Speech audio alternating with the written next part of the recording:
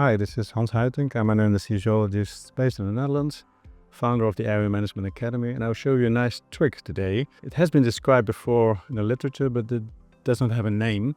So let's call it SCATI, Suction Catheter Assisted Tracheal Intubation.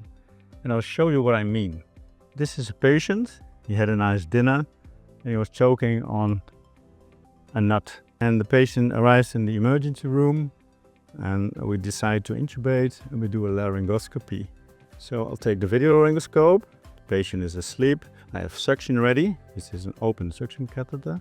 The difference between an open end catheter and a catheter with only minor holes at the end is this. I cannot push in a bougie, and this is easy. This is the big difference.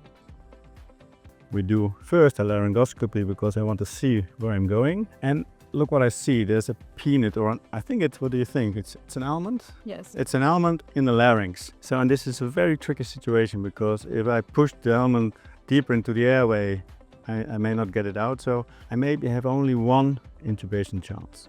So if there's some vomit or saliva or blood, I can suction the airway, and this is a great view for teaching.